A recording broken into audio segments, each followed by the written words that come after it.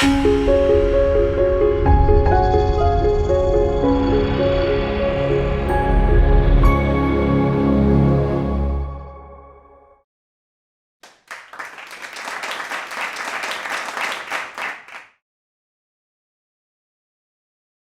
नमस्कार महाराज जी, श्री मृगेंद्र विनोद जी।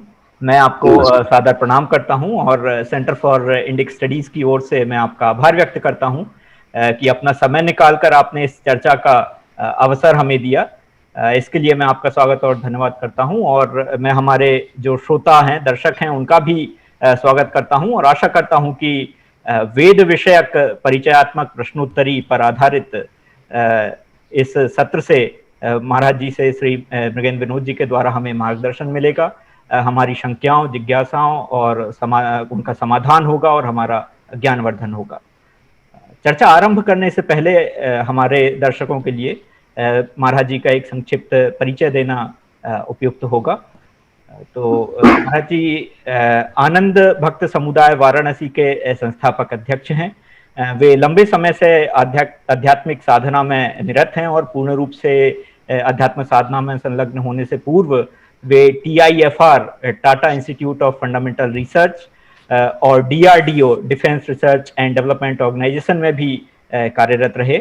वे लंबे समय से वेद शास्त्र का अध्ययन करते रहे हैं और विशेष बात यह है कि वेद का मात्र उन्होंने अध्ययन ही नहीं किया, अपितु उसके अनुरूप उन्होंने जीवन जिया है। और अभी सरस्वती नदी और हड़प्पा संस्कृति के वेद परंपरा के साथ संबंध पर उनका विशेष अध्ययन चल रहा है और प्रायः शीघ्र ही वो प्रकाशित भी होने वाला है। हमारे एक उपनिषद में, तैत्तिरीय उपनिषद की शिक्षावल्ली के आरंभ में एक वाक्य की बार बार आवृत्ति आती है, वो है स्वाध्याय प्रवचने च, यथा अग्निहोत्रंच स्वाध्याय प्रवचने च, सत्यंच स्वाध्याय प्रवचने च, ऋतंच स्वाध्याय प्रवचने च इत्यादि। तो अर्थात ये बल देकर कहा गया है कि स्वाध्याय प्रवचन विशेषतः अनुष्ठेय हैं, कर्तव्य हैं। तो महाराज जी ऐसी ही विभूति हैं जिन्होंने उपनिषद के इस उपदेश को अपने जीवन में उतारा है और ऋषि परंपरा से प्राप्त हमारी जो ज्ञान और ग्रंथ निधि है उसके वे गहन अध्येता रहे हैं, उसका स्वाध्याय अध्ययन करते रहे हैं और हम जैसे जिज्ञासुओं के लिए उन्होंने उसका प्रवचन भी पर्याप्त किया है। हमारे CIS के YouTube चैनल पर उनके अनेक व्याख्यान, इंडिक टॉक्स हैं, संगम टॉक्स पर भी उनके अनेक व्याख्यान हैं। इसके अतिरिक्त अनेक विषयों पर उनके लेख भी इंडिया फैक्ट्स और अन्य स्थानों पर उपलब्ध हैं। तो मैं एक बार पुनः आपको प्रणाम करता हूं महाराज जी, आपका स्वागत और धन्यवाद करता हूं। नमस्कार। नमस्कार जी। तो हमारी इस चर्चा के लिए आगे बढ़ते हैं और जो प्रश्न आज का जो हमारा ये जो सत्र होने वाला है, इसमें हम महाराज जी हमारा मार्गदर्शन करेंगे। हमारी जो कुछ भी जिज्ञासाएं हैं वेद विषयक की, जब बिल्कुल एक प्रारंभिक परिचय से लेकर और उसमें थोड़ा और गहराई में जाकर भी महाराज जी हमें इसके विषय में बतलाएंगे। तो महाराज जी सबसे पहला जब किसी व्यक्ति के लिए या कोई भी जब सुनता है, वेद के बारे में सुनता है, तो पहला एक प्रश्न आता है या विचार आता है, जिज्ञासा आती है मन में कि वेद है क्या है वो, क्या पुस्तक है जैसे कुरान या बाइबल एक पुस्तक है, उस तरह की कोई पुस्तक है या वेद क्या है, उनकी इतनी ज्यादा महिमा सुनते आते हैं सब लोग। तो वेद का आप ऐसा परिचय कुछ आप बताएं, वेद है क्या? वेद है क्या, बहुत सुंदर।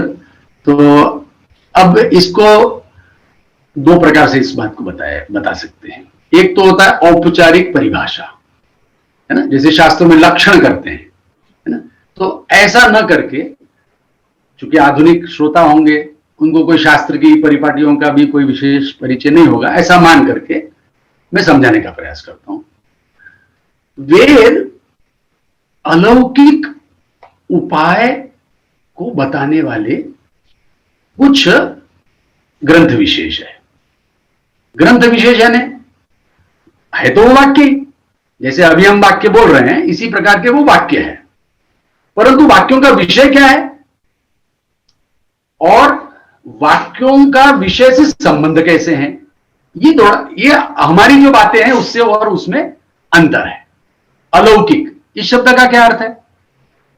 जैसे अभी हम जो बोल रहे हैं वो लौकिक है, हम समझते हैं, विचार करते हैं, देखते हैं और बोलते हैं।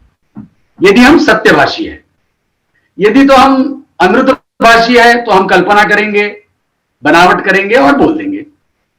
वेद में ये दोनों से पृथक प्रकार जो है अभिप्रेत है, इसीलिए वेदों को अलौकिक, तो टेक्निकल भाषा में कहते हैं तो प्रत्यक्ष और अनुमान से जो उपाय हमको अधिगत नहीं होता, ऐसे उपायों को बताने वाला ग्रंथ विशेष वेद है। तो जिन्होंने थोड़ा बहुत पढ़ा है उनको तो ये तुरंत समझ में आ जाएगा। शेष लोगों के लिए थोड़ा सा और समझाता हूं। देखो, मनुष्य एक कामनाओं का पुतला है। हम चाहते ही रहते हैं, बचपन से लेकर के अंत तक हम चाहते ही रहेंगे।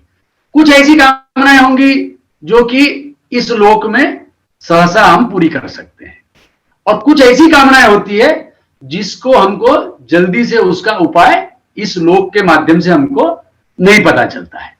ठीक है ना? जैसे हमको अन्न चाहिए था, कृषि कर ली, अन्न मिल गया, है ना? पुत्र चाहिए था, स्त्री से संबंध कर लिया, पुत्र हो गया, है ना? धन चाहिए था तो कोई व्यवसाय कर लिया, है ना, लाभ के लिए, और उससे अर्थोपार्जन हो गया। तो ये हो गए, इसको हम कहते हैं प्रत्यक्ष और अनुमान से जो जाना जा सकता है वो सब उपाय। जब इन उपायों से भी हमारी कामनाएं पूर्ति नहीं हो सकती, है ना, ऐसे बहुत सारे स्थल होंगे जहां पर हम इनके अतिरिक्त हमारी अभिलाषा बन जाती है, ऐसे उपाय हम ढूंढने लगते हैं। तो उस समय में फिर हम बहुत सारे वाक्यों का आश्रय कर सकते हैं। उसमें से अन्यतम वाक्य जो है वो है वेद।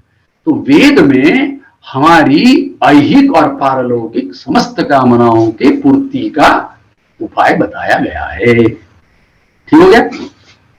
तो ये हमने परिभाषा कर दी कि वेद क्या है।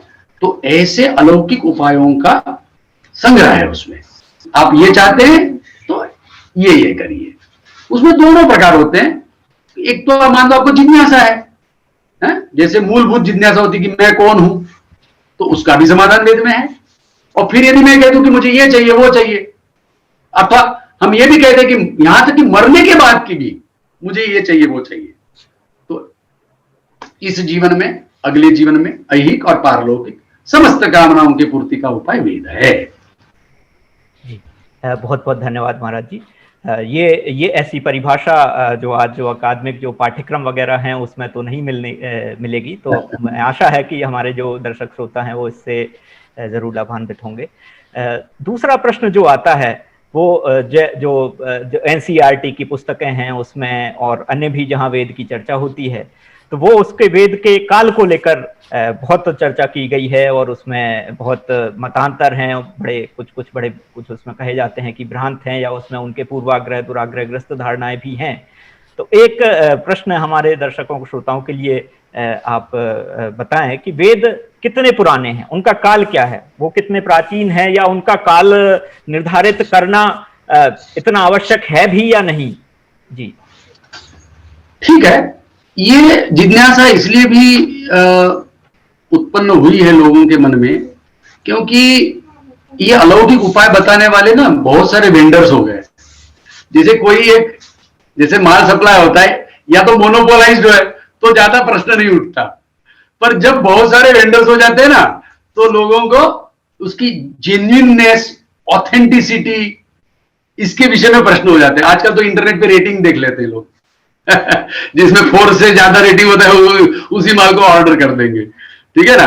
तो किसी को मान लो अब अलौकिक उपाय है, मान लो हमें जैसे उदाहरण के लिए बता रहा हूं कि संतान प्राप्ति नहीं हो रही। ठीक है, अब बहुत सारे उपाय कर लिए, सारे जितने भी एलोपैथी आयुर्वेदिक सब उपाय कर लिए, संतान नहीं हो रही, तो कहां दौड़ेंगे हम? तो हिंदू होंगे तो ज्योतिषी के पास दौड़ेंगे, बोले काल सर्प कर लो, ये कर लो, वो कर लो, दौड़ेंगे कि नहीं? है ना? काल सर्प का दोष है, पितृदोष है बोलेंगे, तो कुछ करने को बोलेंगे। मुसलमान होगा तो वो किसी फकीर वगैरह के पास जाता होगा, वो कुछ आयतें पढ़ते होंगे, कुछ करते होंगे, मुझे नहीं पता ठीक से, पर कुछ करते होंगे वो लोग भी, क्योंकि चलता ही सब जगह है, इतना मुझे पता है। इसी प्रकार से क्रिश्चियन होंगे, वो भी अपनी अपनी मान्यताओं के अनुसार कुछ करते होंगे, है कि नहीं? तो अलौकिक उपाय बताने वाले जब बहुत सारे वेंडर्स हो गए ना, तो फिर सबको अपनी अपनी मेरिट्स बताने का भी, क्योंकि भाई बखान करना पड़ेगा, मार्केटिंग है अब तो अब बताओ वेद के लिए इन लोगों ने क्या किया। अब इसमें उल्टा भी हुआ, हम अपना तो मार्केटिंग करते हैं, दूसरे की डिवेल्यूशन भी करेंगे। तो जब भारत में अंग्रेजों का जब राज्य था तो इस विषय में उन्होंने खास कुचेष्टा की। उन्होंने क्या किया, वेद के विषय में कुछ भ्रम फैला दिया। अब उसमें कुछ जानबूझ के भी किए होंगे, कुछ अब उन्हीं उनका जैसा जिस परिवेश से वो आए थे, तो उनके लिए क्या होता, वो ग्रीक और वो जो संस्कृति थी ना, क्लासिकल उसको बोलते थे, वो सबसे शास्त्रीय वही था उनके लिए। तो वो उससे बहुत ज्यादा पीछे नहीं जाना चाहते थे। बाद में भाग्य से उनके हाथ में वो पारसियों की अवेस्ता आ गई। 18वीं सदी में उनके पास वो अवेस्ता आ गई। अवेस्ता के बाद उनका वो जो उत्साह था वेदों को नापने का, तब तक वो भी हमारे जैसे लोगों के साथ ही वेदों को नापने की चेष्टा नहीं करते थे, वेदों को अनादि मान लेते थे, सनातन मान लेते थे। परंतु जब उन्होंने देखा कि अरे ये अवेस्ता है, और अवेस्ता के जो शब्द है वो अत्यंत प्राचीन वेद के जो शब्द है उससे बहुत मेल खाते हैं, और अवेस्ता का उनको पता था कि ये जरतुस्त जो था ये वो मूसा के उनका जो था ना, उनका मूल प्रवचन, उनका भी एक जो पैगंबर था उसके साथ साथ का था वो। तो उन्होंने उसका काल समझ लिया कि ये लगभग 1200 BC का है जरतुस्त। तो उसी के साथ उन्होंने वेदों को भी लपेट लिया। और फिर वो मैक्स मुलर ने एक वो 200 years पर पीरियड नाम की एक स्पेक्यूलेटिव अपने, और वो भी कहता है, मतलब पता नहीं उसने वो उपकार की भावना से भाई वो मतलब वो ये कह रहा है अपने दूसरे इंडोलॉजिस्ट को कि भाइयों आप वेदों को बिल्कुल 600 BC में मत रखिए, थोड़ा सा और समय दे दीजिए। भीख मांगता हुआ कह रहा है कि 200 वर्ष तो एक एक पीरियड को दे दीजिए, आरण्यक, ब्राह्मण, फिर ये यजुर्वेद आदि संहिता और फिर ऋग्वेद संहिता। तो 600 से निकल पड़े भैया भाई साहब, 600, 800, 1000, 1200। तो उन्होंने 1200 BC में तो कर दिया ऋग्वेद। ठीक है ना, ये संक्षेप में कहानी है। अब इससे हो गए भारतीय लोग बड़े परेशान, कुछ ने उनका पक्ष ले लिया, कुछ उसके विरोधी हो गए। जो विरोधी थे जैसे कोई जो लकीर के फकीर, वैदिक लोग, उन्होंने तो थोड़ा हमको पढ़ना ही नहीं है, सब जो हमको कुछ सोचने की जरूरत ही नहीं है, जाओ मरो तुमको जो करना करो। और जो अंग्रेजों से जिनको कुछ शिक्षा दीक्षा ग्रहण करनी थी, कुछ नौकरी करनी थी, प्रोफेसर बनना था, उनको तो उनकी बात सीखनी समझनी थी। अच्छा ये दोनों पक्ष में, ऐसा हमको यदि हम पक्षपात रहित बात करें तो अभी देखो रैशनल विचार करने की मनुष्य की शैली होती है। तो उन्होंने जब विचार शुरू किया तो मैक्स मुलर का अध्ययन बहुत गंभीर अध्ययन किया। यहां तक मैं ये कहूंगा, मुझे कई बार आश्चर्य होता है कि ये मैक्स मुलर आदि जो लोग थे ना, इंडोलॉजिस्ट प्रोफेसर्स, इनका अध्ययन भाई भारतीय हमारे जो हम लोग क्या करते हैं ना, एक शाखा पढ़ने में तो 8 साल रटने में ही लग जाते हैं, तो कहां सब शाखाओं को देखने जाएंगे। उनको तो ऐसा कुछ था नहीं, पुस्तक में रखना था सब कुछ, उनको कोई कंठस्थ थोड़ी करना था, तो उनके लिए वो सुविधा था। फिर उन्होंने बहुत सारी भाषाएं भी सीखी थी जो भारतीय, हम कहाँ सीखने जाते हैं। हमको क्या पता कि पहलवी में कैसे लिखते थे और पारसी में कैसे बोलते थे, पुराने जमाने में ग्रीक में क्या बोलते थे, लिथुनिया में क्या बोलते, हमको क्या पता भैया। अब उन्होंने वो सब देख रखा था, तो वो भी उनके पास सुविधा था। तो अंततोगत्वा मैंने इसके ऊपर बहुत ही गंभीर अध्ययन किया है और मेरे पास अब दृढ़ साक्ष्य उपलब्ध है। परंतु उसको समझने के लिए आपको, ये आपका जो प्रश्न है ना, इसका उत्तर देने के लिए पहले आपको थोड़ा मैं सचेत कर दूं कि वेद शब्द से मैंने जो अभी व्याख्यान किया था उसमें तो एक जो अभी बहुत एक विशाल शब्द राशि है, उस सबको मैंने चिन्हांकित कर लिया कि ये वेद है ना। उसको और भी थोड़ा जोड़ देंगे कि उसमें उपनयन पूर्वक जिन ग्रंथों को बड़े नियम पूर्वक गुरु शिष्य परंपरा से, उसको बोलते हैं ग्रहण अध्ययन और धारण अध्ययन, यानी गुरु उसको उच्चारण करते हैं, शिष्य उसका अनुच्चारण करता है, और इस परिपाटी से जैसा गुरु उच्चारण करता है वैसा ही शिष्य को उच्चारण करके न उसमें अक्षर मिलाना, न अक्षर मरोड़ना, न अक्षर उसमें घटाना, इस मर्यादा को पालन करते से, चाहे समझ में आए या ना आए। उल्टा ऐसा है कि न समझ में आए तो अच्छा है, क्योंकि उसमें गड़बड़ नहीं करेगा। तो इस प्रकार से यही लगभग मान्यता है वैदिकों में। तो प्राय कोई अर्थ का अनुसंधान नहीं करते हम, है ना। और ऐसे जो ग्रंथों का हम अध्ययन कर लेते हैं और उसका प्रयोग करते हैं, और कुछ उसमें ऐसे जो अधिक प्रवीण होते हैं वो उसके अर्थ के प्रति भी सभान होते हुए, मतलब नहीं करना चाहिए अर्थानुसंधान, ऐसा नहीं है, परंतु प्रायः नहीं करते, है 90% भारत में जो भी वैदिक होते हैं, वेदाध्यायी होते हैं, वो अर्थानुसंधान नहीं करते। कुछ कुशल होते हैं, कुशाग्र होते हैं, वो मेधावी होते हैं, वो करते हैं। तो इस प्रकार से जो अध्ययन हो रहा है, तो वेद जो है वो शाखाओं में विभक्त होता है। एक बात आगे और प्रश्नों में आपको ये स्पष्ट होगा, वेद एक समग्र राशि के रूप में कोई अध्ययन नहीं करता। वो अपने अपने एक सीमित उसके कुछ होता है, उसको जिसको शाखा कहते हैं, उसका अध्ययन करते हैं, और वो किसी किसी आचार्यों के नाम पे प्रथित है। उनको प्रवचन कहते हैं। आपने एक प्रवचन शब्द का प्रयोग किया था। प्रवचन एक बहुत पारिभाषिक शब्द है वैदिकों का। तो वो होते हैं, वो प्रवचन होते हैं, जैसे तैत्तिरीयम, ऐसे माध्यन्दिनीयम, ऐसे करके प्रवचन होते हैं। तो अब इनमें ये जो ग्रंथ है ना, जो शाखा ग्रंथ है, इसमें इनका जो है, इसमें कुछ उल्लेख ऐसे हैं जो दो चीजों को बताते हैं। ऋतु कहां होता है? ऋतु पृथ्वी पे, पृथ्वी तल पे हमको ऋतु का अनुभव होता है। और आकाश में क्या दिखता है? ज्योतिषीय स्थिति दिखती है, यानी सूर्य और चंद्रमा का उत्तरायण दक्षिणायन होते हुए वो किस नक्षत्रों में, किस स्थिति में वो उत्तरायण दक्षिणायन करते हैं, जिसके कारण से ऋतु पृथ्वी पे हो रहे हैं। तो ऋतु और मास, इसका संबंध जहां वेद वाक्यों में दिखाई देता है, ये बहुत ही अच्छे, बहुत ही साइंटिफिक जिसको बोलते हैं, क्यों, मेथड से डेटेबल है, एब्सोल्यूट डेटेबल है। उसमें कोई रिलेटिव रेफरेंस की जरूरत नहीं है। केवल एक साइंटिफिक जो ये वर्तमान में जो बिल्कुल विश्वसनीय है वो, और वो क्या है कि 72 दिन में, 72 वर्ष में 1 डिग्री का सूर्य का जो उत्तरायण आदि जो उसकी जो गति है, उसमें नक्षत्रों की तुलना में उसके अंतर आता जाता है। नक्षत्रों में अंतर आता है। जैसे अभी मान लो, अभी वर्तमान में जैसे किसमें दक्षिणायन हो रहा है? अभी जो वर्षा ऋतु आरंभ होने वाली है वो आर्द्रा में हो रही है। किसी प्राचीन काल में जैसे आप देखेंगे तो किसमें होती थी? आश्लेषा अर्ध में होती थी, और उससे प्राचीन काल में मघा में होती थी, है ना? तो मघा से आश्लेषा होता हुआ फिर पुनर्वसु, पुष्य, पुनर्वसु, और आगे चल करके अब आर्द्रा में आ गया। कितने नक्षत्रों का अंतर आ गया? 1000 वर्ष एक नक्षत्र में अंतर आता है। 1000 वर्ष में एक नक्षत्र में आता है। तो आप सोच लीजिए, मघा से लेकर के आप मतलब आगे गिनना, आपको आश्लेषा गिनते जाइए, आश्लेषा, फिर आपको उसके नीचे आइए पुष्य, उसके नीचे आइए पुनर्वसु, और अब आर्द्रा में है। तो क्या कितने हो गए? 4। तो कितने वर्ष हो गए? 4000 है ना? ये मोटा मोटा मैंने समझाया। तो ये जो वाक्य है, जो कुछ ऐसा संबंध बता रहे हैं कि मघा में दक्षिणायन होता था, तो उसका हमको पता चल गया। क्या पता चल गया? कि ये वाक्य कब उच्चारित होगा?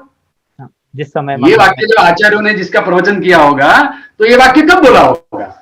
4000 वर्ष पूर्व, 4000 से 5000 वर्ष पूर्व, है ना? या और भी ऐसा कर लो तो मतलब आर्द्रा में अभी हम कब है, उसको हमको स्थिति निर्धारण अभी गंभीरता से करनी पड़ेगी। तो लगभग 4000 वर्ष, लगभग प्लस और माइनस 500। ये क्या, ये काल किसका है? वेदों के प्रवचन का। किस रूप का प्रवचन? जो अंतिम उपलब्ध है। तो क्या हमेशा से ऐसा ही रहा क्या वो? क्योंकि हम यही सुनते हैं कि वेद के जो अभी ये प्रवचनकार है, तित्तिरी आदि, इनके गुरु कौन थे? पलिंगु। इनके गुरु क्या थे? वैशंपायन। वैशंपायन के गुरु कौन थे? कृष्णद्वैपायन। यही तो सुनते हैं। तो वो भी तो परंपरा से ही पढ़ते आ रहे थे। अंतिम जो तित्तिरी ने जो प्रवचन किया, उसमें ये कहा जा रहा है, जो मैंने प्रिसाइजली डेट किया उसको, लगभग 2300 बीसी के आसपास में ये ग्रंथ जो है वो सटीक बैठते हैं।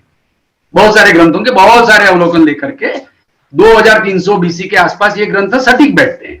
उसके बाद एक अगला एक अवसर आता है, वो मैं विस्तार से बाद में बताऊंगा, तो 1900 बीसी में आता है। तो इस प्रकार से वेद कितने पुराने हैं? तो अंतिम प्रवचन 4000 वर्ष के आसपास है। उसके पहले कुछ पता नहीं। उसमें ऐसी ऐसी घटनाओं का वर्णन है जो कि जियोलॉजिकल प्रमाणों के द्वारा उसका अन्वेषण करना बहुत आवश्यक है। और आगे बहुत सूक्ष्मता से हम यदि अवसर मिलेगा तो और बताते चले जाएंगे। ठीक है। अभी मोटे मोटे रूप में आपके श्रोता और आप सब लोगों की जानकारी के लिए ये वाक्य हम फिर से दोहरा देते हैं सारांश में। वेद का अंतिम प्रवचन लगभग 4000 वर्ष से नया नहीं हो सकता। वेद के आदिम प्रवचन के विषय में कोई भी मंतव्य देना असंभव है, मैं तो नहीं जानता। जी जी, बहुत बहुत धन्यवाद महाराज जी। तो बहुत ये बड़ा रोचक विषय इसमें आता है कि उसमें उसकी जो आदि जो उसका काल है उसका हम नहीं बता सकते, केवल उसकी जो अभी जो लेटेस्ट जो लिमिट है वो आपने बताया कि 2000 BC तक इस एक ये जो पर्टिकुलर प्रवचन है उसका उसके आधार पर है।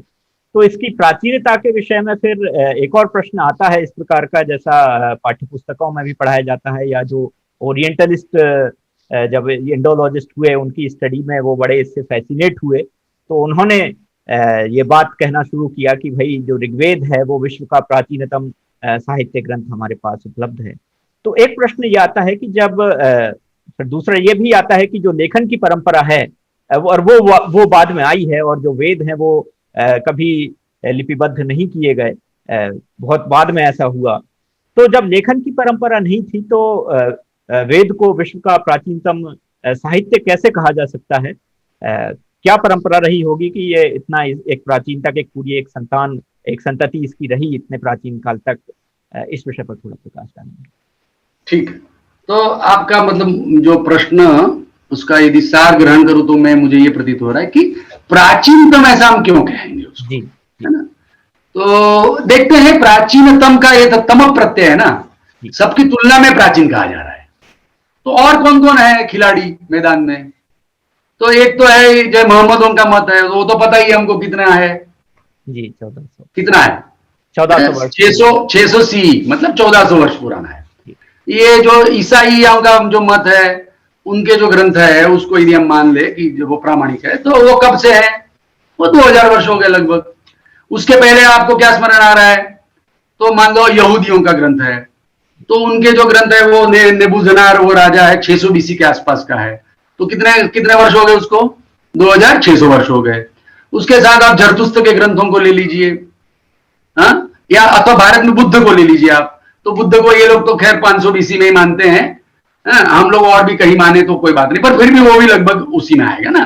तो लगभग 3000 के वर्षों के पूर्व का तो किसी को मान ही नहीं रहे लोग। तो जब इन्होंने खुद ही मतलब वो चाहते या न चाहते, उन्होंने ही जब स्वयं ऋग्वेद को 1200 BC तक ले जाने की अनुनय विनय किया मैक्स मुलर ने अपने दूसरे भाइयों से, इंडोलॉजिस्ट भाइयों से, तो स्वाभाविक बात है वो यही कह रहा है कि चूंकि भाषा की विज्ञान की दृष्टि से ये ऋग्वेद की जो भाषा है, हाँ, और उसकी जो संरचना है वो उसने सब में तुलना की, और उस तुलना के आधार पर उसने कहा कि ये सबसे प्राचीन लग रहा है, क्योंकि मूल जननी जो वो मानते हैं उनके थियरी में मानते हैं वो प्रोटो इंडो यूरोपियन ऐसा PIE नाम की एक मूल जननी है, उसका वो अध्याहार करते हैं। उस अध्याहृत जो PIE है उसकी क्लोजेस्ट ये ऋग्वेद की संहिता की कुछ मंडलों की, दशम मंडल वगैरह नहीं, ऋग्वेद के कुछ जो प्राचीन जो उसको फैमिली बुक्स कहते हैं वो, तो आंगिरस आदि जो मंडल है, वामदेव आदि, तो वो उन मंडलों में कुछ सूक्तों में वो ऐसा मानते हैं कि ये सबसे प्राचीन वाङ्मय है। अब आप कह रहे हैं, दूसरा प्रश्न आपने उसमें प्रश्न ये था कि जब लेखन नहीं था तो कैसे मान ले जी। तो एक बात तो ये समझ लीजिए कि लेखन तो वैसे ही एक बहुत कृत्रिम प्रक्रिया है। लेखन वस्तुतः शब्द का अर्थ ही होता है जो बोला जाए और सुना जाए। तो वस्तुतः देखा जाए तो लेखन का तो दूरे संबंध है, इसका कोई ग्रंथों से कोई संबंध वास्तव में होता। जब भी ये कहा जाता है ना कि इवन शब्द लाइक ऑथरशिप का अर्थ भी जैसे टू डिक्टेट ही होता है, वो बोलता है, तो लिपिबद्ध करने को स्क्राइब बोलते हैं, उसको ऑथर नहीं बोलते जी। स्क्राइबिंग एक बहुत ही मंडेन प्रोसेस है, इसलिए लेखन का वैसे भी कोई संबंध, और वो वेद के विषय में तो इसलिए भी मैं तो उल्टा कहूंगा, चूंकि वेद लिपिबद्ध नहीं थे इसलिए वो सुरक्षित रहे, क्योंकि वो वेद, ध्यान देना, ये जो छंदो ब्राह्मणानि च तद विषयाणि, तदधीते तदवेदा वगैरह जो सूत्र है, उसमें आपने देखा है कि प्रत्येक इसमें होता है। कहा कठा, कठ किसको बोलते हैं? जो उस शाखा का अध्ययन करता है। कठेन प्रोक्तम अधीयते ते कठा, है ना, यानी कठ उन व्यक्तियों का नाम है। इसीलिए आज भी रूढ़ी यह है कि वेद मूर्ति कहा जाता है जी। यानी जो वेद पाठी होते हैं उनको वेद मूर्ति बोलते हैं, यानी वेद उनके हृदय में विद्यमान है। वेद ये हृदय में विद्यमान होने वाला पदार्थ है। शब्द आप मनोमय कोश तैत्तिरीयों का देखेंगे तो वो क्या है? तैत्तिरीयों का मनोमय कोश क्या है? आपने अध्ययन किया है ना तैत्तिरीय उपनिषद का। तस्य यजुरेव शिरा ऋग दक्षिण पक्ष सामोत्तर पक्ष आदेशात्मा अथर्वांगिरस पुच्छम प्रतिष्ठा। किसका वर्णन है ये? मनोमय कोश का। अब मनोमय कोश में कहां लिपि पहुंचेगी मुझे बताओ, है ना।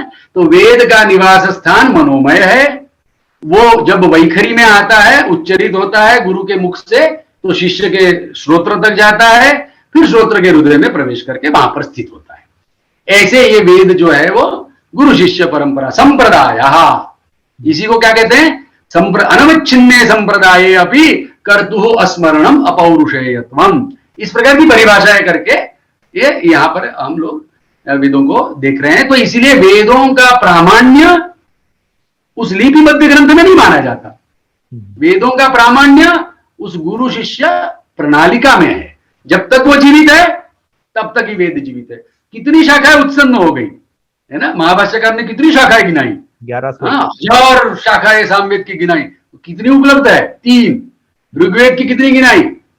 21। कितनी उपलब्ध है? 2। यजुर्वेद की 101 गिनाई। कितनी उपलब्ध है? 5 एट द मोस्ट, कठ भी मान ले तो। और अथर्ववेद की 9 गिनाई, उसमें से कितनी उपलब्ध है? 2। तो समझ में आ गया। तो शाखाएं बहुत उसमें से उत्पन्न हो जाती है जब उसके अध्यापक और नहीं रहते। ठीक है। तो वेद एक एसेंशियली ओरल ट्रेडिशन है, बहुत ही ठोस है। क्योंकि देश देशांतर में, मतलब देश देशांतर का अभिप्राय यहां पर जैसे कोई महाराष्ट्र में पढ़ रहा है, तमिलनाडु में पढ़ रहा है, कितने ही पीढ़ियों से उसका कोई परिचय नहीं है एक दूसरे के साथ, और एक जैसा पढ़ते हैं, है ना। एक मात्रा वर्ण का अंतर नहीं आता। तो ये वेदों का प्राचीनता का हमने समाधान करने का प्रयास किया। तो आपने जो उल्लेख किया कि वेद इसीलिए सुरक्षित है क्योंकि वो लेखन में नहीं लाया गया, उसको लिपिबद्ध नहीं किया गया, और आपने गुरु शिष्य परंपरा का बताया, संप्रदाय का बताया, तो उसी से फिर एक संबद्ध प्रश्न आता है कि जब वेद की कोई प्राचीन पुस्तक या पांडुलिपि जी, तो इससे जो संबद्ध प्रश्न जो आता है कि जब वेद की कोई प्राचीन पुस्तक या पांडुलिपि तो हमें उपलब्ध नहीं है, तो आज जो वेद का पाठ हमें मिलता है, संहिता का जो पाठ मिलता है, उसकी क्या उसकी प्रामाणिकता है कि वो अशुद्ध भी क्या हो सकता है, क्या उसमें कुछ परिवर्तन आ सकता है, ऐसा तो आज जो हमें वेद का पाठ हमें जो प्राप्त है उसकी प्रामाणिकता क्या है कि वो शुद्ध पाठ है, वो वही पाठ है जो आज से हजारों वर्ष पूर्व हमारे ऋषियों ने देखकर जो मंत्र कहे थे। हाँ, इसकी क्या देखो, शास्त्रीय परीक्षा इसकी की लोगों ने, और कैसे की वो मैं थोड़ा संक्षेप में समझा दूं। देखो, एक तो पहले मैंने ये बता ही दिया था कि देश, मतलब जैसे महाराष्ट्र, तमिलनाडु, आंध्र, अनेक प्रांतों में, अनेक गुरु परंपराओं में ये जैसे तैत्तिरीय शाखा है उसका अध्ययन हो रहा है, तो उसका मिलान किया तो अत्यल्प अक्षर भेद उसमें पाया गया। तो इससे तो एक ये बना कि भैया ये तो बहुत ही सुदृढ़ परंपरा है, बहुत रिलायबल इनकी ट्रेडिशन है। पहली बात तो ये हुई। फिर इन लोगों को जहां तक हस्तलेख मिल रहे थे उसको भी इन लोगों ने सब जोड़ लिया। ऋग्वेद का जब इन्होंने संकलन करने का प्रयास किया, बहुत सारी प्रतियां मिलाई, कोई अंतर नहीं दिख रहा। साथ में यह भी देखा इन्होंने कि जो पदपाठ, क्रमपाठ, घनपाठ नाम की जो प्रक्रिया है विकृतियों की, उसमें तो वैसे ही कोई अवसर ही नहीं था कि इसमें से कोई स्वर का भी कोई अंतर आ जाए। अक्षर तो बहुत बड़ी चीज होती है, पद तो कल्पना ही नहीं कर सकते आप, है ना। तो ये तो उन्होंने पहले ही परीक्षा कर ली। दूसरा फिर क्या हुआ कि कुछ भाष्यों की परंपराएं भारत में भी रही है, तो उसको भी वो देखते चले गए। सायन का भाष्य देखा, वेंकट माधव का भाष्य देखा, तो उसके और पहले जब चलते चले गए तो जैसे पातंजल महाभाष्य में भी कुछ उद्धरण करते हुए और सबसे बढ़िया यास्क के निरुक्त। तो यास्क के निरुक्त से ही ज्यादा उनको विश्वास हो गया कि इसमें कोई अंतर नहीं आ रहा। यास्क जिसका काल जो उसके ऐतिहासिक जो उसके बिंदु जो प्रतीत हो रहे थे, जैसे वो काम्बोज उनका नाम लेता है और ये ऐसा कुछ, तो उसकी भाषा भी उन्होंने देख लिया था, परीक्षा कर लिया था। तो उनको ये विश्वास था कि ये वही मतलब जो जिसको ये मध्य युग मतलब बुद्धकालीन लगभग मानते हैं, लगभग उसी समय में 100-200 वर्षों से कोई ज्यादा अंतर नहीं। तो वो यास्क के समय में भी ये पाठ ऐसा ही था, ये तो निश्चय हो गया। फिर आगे चलते जैसे पाणिनि जो उससे भी प्राचीनतर आचार्य और जो छंद और भाषा दोनों का उभय व्याकरण उन्होंने ग्रथित किया है, वो लगभग सभी उदाहरण विद्यमान शाखाओं में वैसे के वैसे मिल जाते हैं, है ना। तो बड़ा इससे बहुत विश्वास हो गया लोगों को कि इसमें कोई खास अंतर नहीं आया है। थोड़ा बहुत अंतर मैं आपको ये भी बता दूं, ऐसा नहीं कि बिल्कुल ही अंतर नहीं है, ऐसी भी प्रतिज्ञा ठीक नहीं होती। इसमें खिल भाग होता है वेदों में, एक लास्ट में ऐसा अपेंडिक्स जैसा होता है, वो खिल कहते हैं उसको। खिल में काफी अंतर देखा जाता है। आप तैत्तिरीय की कथा में बताओ, आपका हमारा जो अंतिम अध्याय है, अम्बस्य बारे बोलते हैं उसको, याज्ञिक उपनिषद कहते हैं उसको, महानारायण उपनिषद भी बोलते हैं। उसमें जो आंध्रों का पाठ है, द्राविड़ों का पाठ है, महाराष्ट्रियों का पाठ है, बहुत अंतर है उसमें। तो उसमें सहज ही पता चल जाता है। यहाँ सायन भाष्यकर खुद ही कह देंगे कि ये पाठ इनका है, ये इनका है, उसके अनुसार मैं व्याख्यान कर रहा हूं, है ना। तो और वो उन्होंने स्वयं ही उसको कहा कि अध्यापक भेदात अयम पाठ भेदा। तो ऐसा करके तो परंतु एक्सेप्शन प्रूव्स द रूल।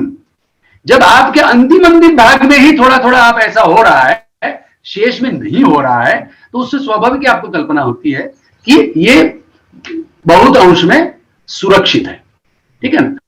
और भी कुछ थोड़े से और सूक्ष्म इसमें प्रश्न आते हैं, मन में हमारे भी आते हैं, कि जैसे उदाहरणार्थ माध्यम दिन जो वेद है उसकी शैली आप देखेंगे पढ़ने को, समान मंत्र माध्यम दिन लोग पढ़ते हैं, तैत्तिरीय पढ़ते हैं, तो उसमें अंतर होता है। तो एक विषय बनता है कि फिर इसमें से शिक्षा ठीक क्या है, इसमें यथार्थ क्या है, कहीं ऐसा तो नहीं कि, तो उसमें वो विकल्प वाली जो विधा है वो उसमें सामने आती है कि पाणिनि सूत्रकार भी स्वयं, है ना, वो जैसे लोपस शाकल्य से वगैरह पढ़ते हैं, तब उसी से समझ में आ जाता है कि ये विकल्प रहे हैं। इसीलिए शाखा भेदों में कोई किसी विकल्प का आश्रय कर रहा है, कोई किसी विकल्प का आश्रय कर रहा है। किसी भी विकल्प का एक से दूसरे का कोई मतलब एक बढ़िया है दूसरा घटिया है ऐसा नहीं होता। विकल्प जो होता है तुल्य बल होते हैं, है ना।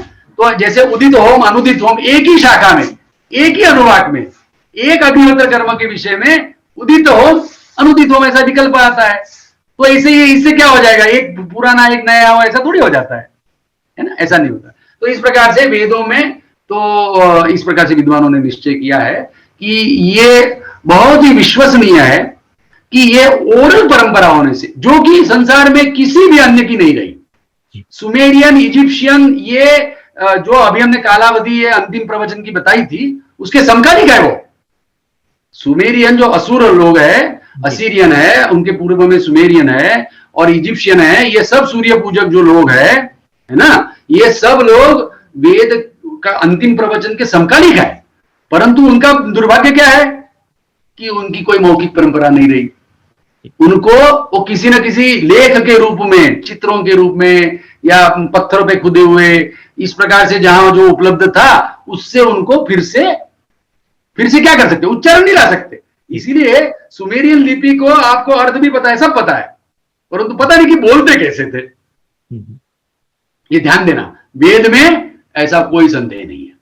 तो इसलिए हम विश्वास कर सकते हैं कि जैसे आचार्य तैत्तिरीय बोलते थे लगभग वैसा ही मतलब मैं तो नहीं, मैं तो ऐसे ही हूं, परंतु जो अच्छे वैदिक है वो वैसा ही पढ़ते होंगे, ऐसा मान सकते हैं। महाराज जी, आपने उल्लेख किया कि ये मौखिक परंपरा है और आपने विकृति का एक उल्लेख किया और क्रमपाठ, घनपाठ इत्यादि का पदपाठ का उल्लेख किया।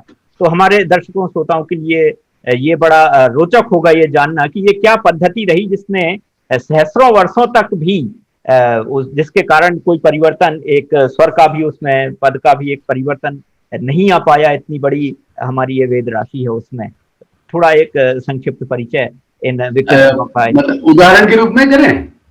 जी उदाहरण उदाहरण में मैं स्वयं मैं कोई घनपाठी तो हूं नहीं, इसलिए मेरे तो घनपाठ वगैरह तो मैं नहीं सुना सकता।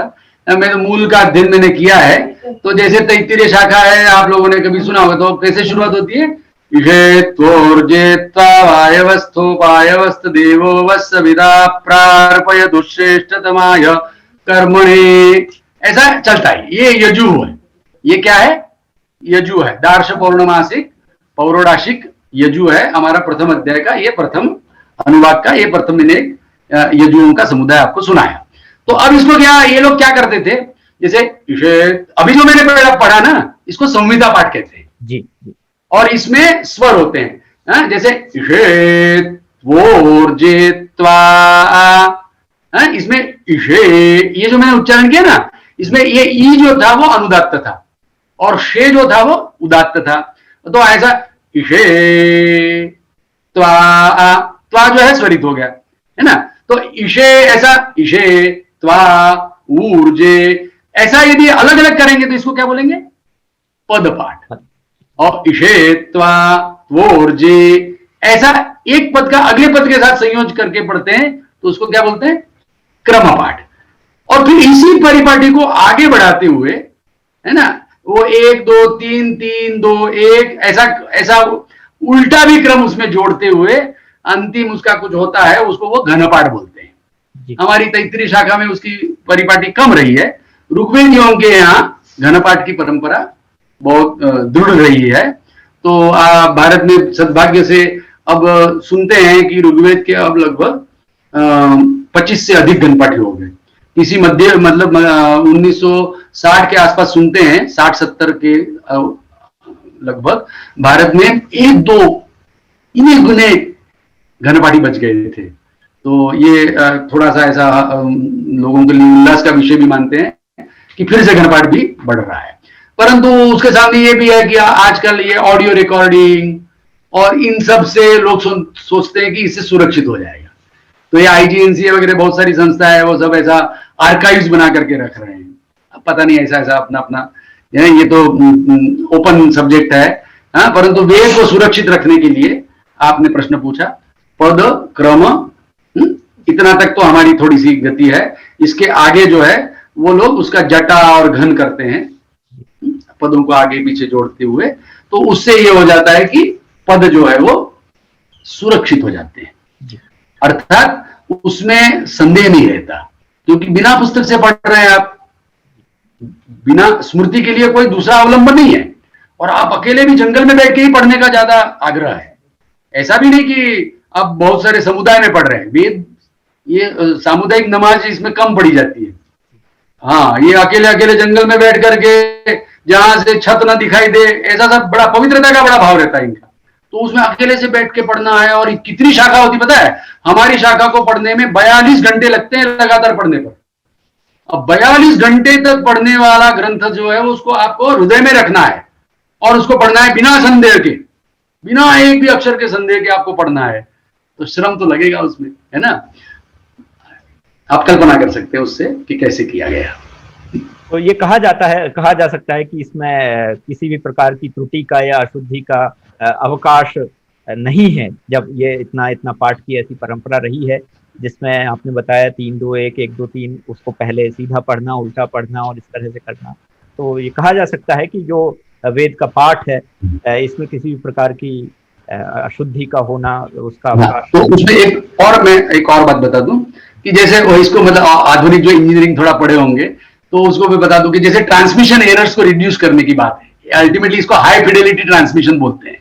तो उसके लिए CRC यूज करते हैं। आजकल के जैसे भी होता है ना, ये कम्युनिकेशन जो लिंक्स होते हैं उसमें कुछ चेकसम्स का यूज करते हैं, CRC बोलते हैं उसको।